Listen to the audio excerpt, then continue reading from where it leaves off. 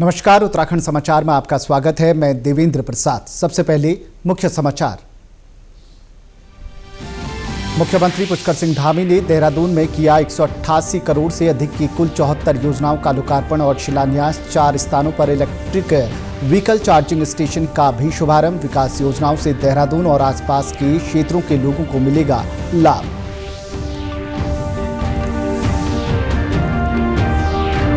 Police महानिरीक्षक गढ़वाल परिक्षेत्र राजीव स्वरूप भ्रमण कर ले रहे व्यवस्थाओं का जायजा। ड्रग्स फ्री देवभूमि और सड़क सुरक्षा के मामलों में सख्ती से निपटने के निर्देश। शीतकालीन चारधाम यात्रा के दौरान सुरक्षा व्यवस्था पर फोकस।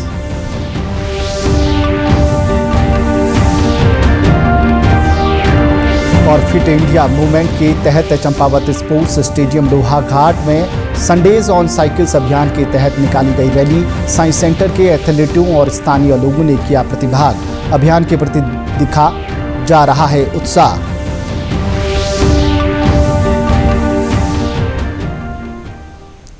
अब समाचार विस्तार से।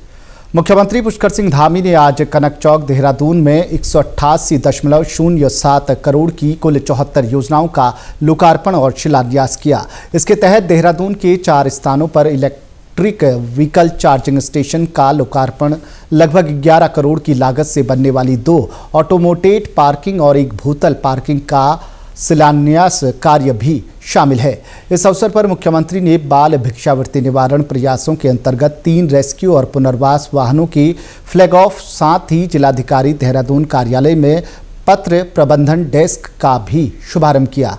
मुख्यमंत्री ने कहा कि इन विकास योजनाओं से देहरादून और आसपास के क्षेत्रों में लोगों को काफी सुविधा होगी। आज इन योजनाओं का शिक्षा, स्वास्थ्य, सड़क, पेयजल, सिंचाई, बाढ़ सुरक्षा एवं नगर विकास सहित विभिन्न क्षेत्रों से संबंधित ये सभी कार्य देहरादून सहित आसपास के क्षेत्रों में निश्चित रूप से लोगों के लिए बहुत सहायक होंगे। उनके जीवन को सरल बनाएंगे, उनकी आवश्यकताओं की पूर्ति करेंगे। मुख्यमंत्री ने कहा कि हर्रावाला में 300 बेड वाली कैंसर अस्पताल का निर्माण किया जा रहा है। मानसिक स्वास्थ्य संस्थान सेलाकुई का उच्चीकरण भी किया गया है। देहरादून को आदर्श शहर के रूप में विकसित करने के लिए कार्य किए जा रहे हैं। हर्रावाला में 300 बेड वाले कैंसर अस्पताल का निर्माण करवाने के साथ ही मानसिक स्वास्थ्य संस्थान सेलाकुई का उच्चीकरण का कार्य भी किया गया है। इसके साथ ही शहर में विभिन्न बहुउद्देशीय भवनों, छात्रावासों, सड़कों, पार्कों और सोलर पावर संयंत्रों का निर्माण किया गया है। मुख्यमंत्री ने कहा कि भारत सरकार के पर्यावरण मंत्रालय ने राष्ट्रीय स्वच्छ वायु कार्यक्रम के अंतर्गत देश के 5 सबसे अच्छे शहरों में देहरादून को भी शामिल किया है। देहरादून को वायु प्रदूषण से मुक्त बनाए रखने के संकल्प को पूरा करने के लिए शहर में इलेक्ट्रिक व्हीकल चार्जिंग स्टेशनों की संख्या को बहुत जल्द बढ़ाया जाएगा। देहरादून को हम एक आदर्श शहर के रूप में विकसित करने का लक्ष्य लेकर काम कर रहे हैं कि हमारा ये क्लीन सिटी भी बने, एक ग्रीन सिटी भी बने, ये हमारा एक अत्याधुनिक शहर बने। भाइयों बहनों, मुझे ये बताते हुए खुशी होती है कि भारत सरकार के पर्यावरण मंत्रालय द्वारा राष्ट्रीय स्वच्छ वायु कार्यक्रम के अंतर्गत देश के 5 सबसे अच्छे शहरों में हमारे इस द्रोण नगरी देहरादून को भी शामिल किया गया है। नवनियुक्त पुलिस महानिरीक्षक गढ़वाल रेंज राजीव स्वरूप ने हरिद्वार जिले का भ्रमण किया। इस दौरान उन्होंने हरिद्वार पुलिस मुख्यालय में अधिकारियों के साथ बैठक कर ड्रग्स फ्री देवभूमि और सड़क सुरक्षा 2 प्रमुख बिंदुओं पर बात की, जिनको लेकर अधिकारियों को सख्ती से निपटने के निर्देश दिए। जो हमारे 2 विशेष ड्राइव चल रहे हैं, एंटी ड्रग कैंपेन का और एंटी ड्रग उन्मूलन का, ड्रग उन्मूलन की जो चल रहे हैं, उस पर गहनता से विचार विमर्श किया गया और किस तरीके से जो दोनों अभियान, जो सड़क सुरक्षा और ड्रग रिलेटेड जो भी एक्टिविटीज जो जनपद में चल रही हैं, उस पर कैसे प्रभावी रूप से काबू पाया जाए। जो इसमें इन्वॉल्व हैं उनको आइडेंटिफाई किया जाए, केसेस की जो एनडीपीएस केसेस हैं उनकी पैरवी बहुत स्पेशलाइज्ड ढंग से की जाए। वहीं पुलिस महानिरीक्षक गढ़वाल राजीव स्वरूप ने बताया कि शीतकालीन चारधाम यात्रा के दौरान सुरक्षा व्यवस्था को और मजबूत बनाने के लिए सभी धामों के शीतकालीन प्रवास स्थलों पर समन्वय बैठकें आयोजित की जाएंगी। यात्रा मार्गों पर सुरक्षा बढ़ाने के लिए ठोस रणनीतियां बनाई जा रही हैं। इसके अलावा शीतकालीन यात्रा को देखते हुए देहरादून, हरिद्वार, रुद्रप्रयाग, चमोली और उत्तरकाशी के पुलिस कप्तानों को एसओपी बनाने के निर्देश भी दिए गए हैं। पुलिस महानिरीक्षक ने बताया कि शीतकालीन यात्रा का सुरक्षित संचालन पुलिस का संकल्प है। देखिए, प्रदेश में जो हमारी जो शीतकालीन यात्रा जो है वो सुरक्षित हो और आने वाले श्रद्धालु यहाँ पे आए, अपना तीर्थाटन करें और उसके बाद में एक सुखद अनुभव लेके जाएं। ये उत्तराखंड पुलिस का मोटो है और इसी मोटो के साथ हम अब काम कर रहे हैं। विशेषकर इसमें ट्रैफिक प्लान भी डिस्कस किया गया है। मेरी कल डायरेक्टर ट्रैफिक के साथ में मीटिंग हुई जिसमें हमने ये विचार विमर्श किया कि किस तरीके से ऑल्टरनेट रूट्स जो हैं उसको बनाया जाए।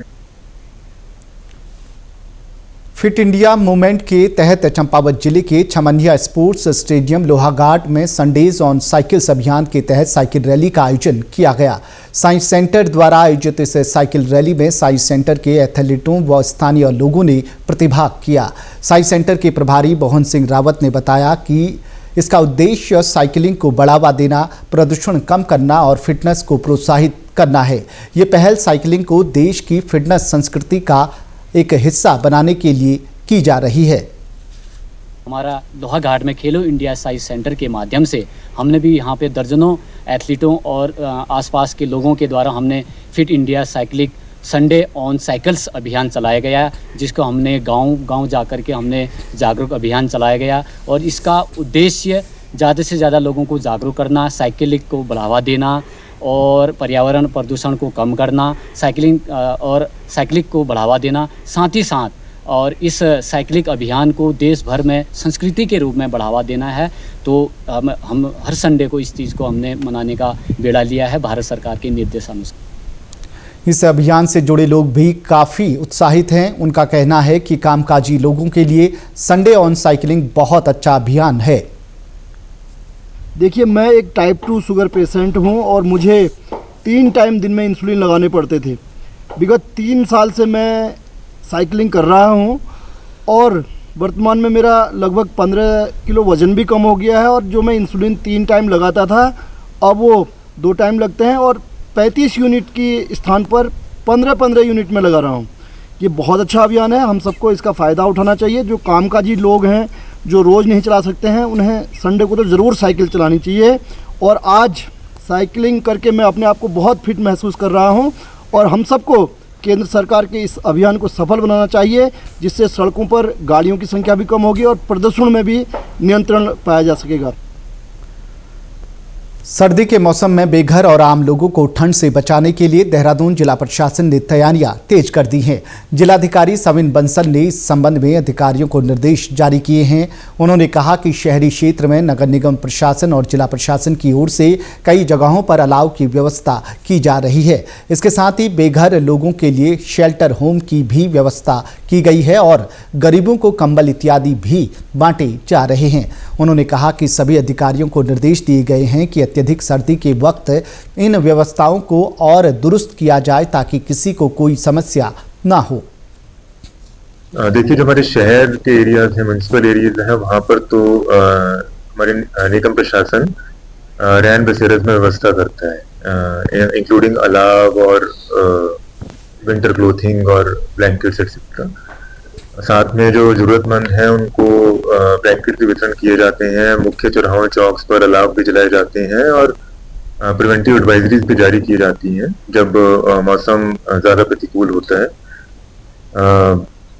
इसके अलावा जो हमारे हॉस्पिटल्स हैं, कोल्ड बाइट्स, कोल्ड फ्रॉस्ट के केसेस अगर आते हैं तो वहाँ पे उचित व्यवस्था के निर्देश सभी सीएमएस और सीएमओ को दिए गए हैं। और जो हमारी इमरजेंसीज हैं वो 24 घंटे सुदृढ़ रहनी चाहिए, अलर्ट रहनी चाहिए। ये सभी तैयारियां सुनिश्चित करवाई गई हैं। या भी कहीं पर भी कोई केस नेग्लिजेंस का आता है तो that will be treated strictly. इसी के साथ अभी तक के समाचार समाप्त हुए। दूरदर्शन समाचारों से जुड़े रहें। मिलते हैं फिर शाम 6:30 बजे के बुलेटिन में। नमस्कार।